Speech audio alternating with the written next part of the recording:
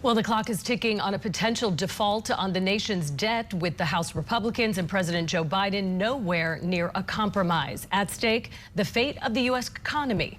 But now House Speaker Kevin McCarthy says they have a plan to cut back on spending and save the nation from a default without the input of the president. National political correspondent Kevin McCarthy joins us from Capitol Hill this morning with more on his plan. And Kevin, how are lawmakers responding?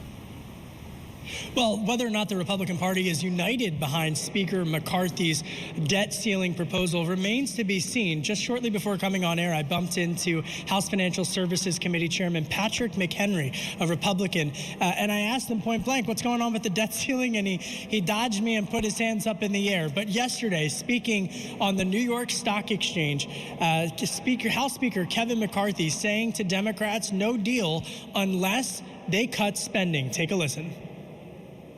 No strings attached, debt limit increase will not pass. In the coming weeks, the House will vote on a bill to lift the debt ceiling into the next year. Save taxpayers trillions of dollars, make us less dependent upon China, curb our high inflation, all without touching Social Security and Medicare.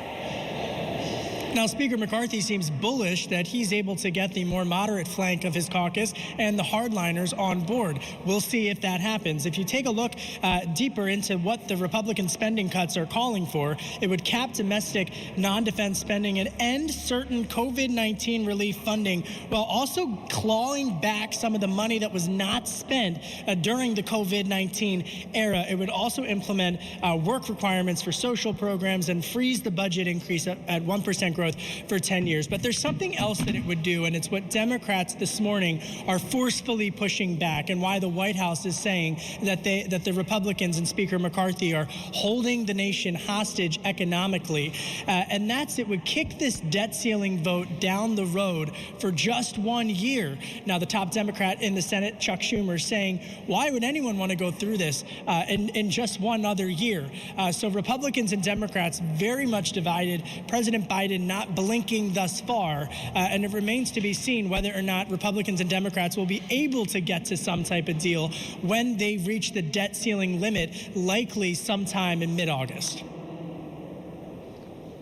All right, and we know that if they kicked it down the road just a year, that's really close to an election. So, and we also know that. Yeah, that big election. That election, yes, that thing.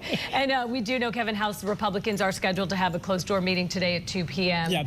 So we will keep an eye on that. National political correspondent Kevin McCarthy, thank you.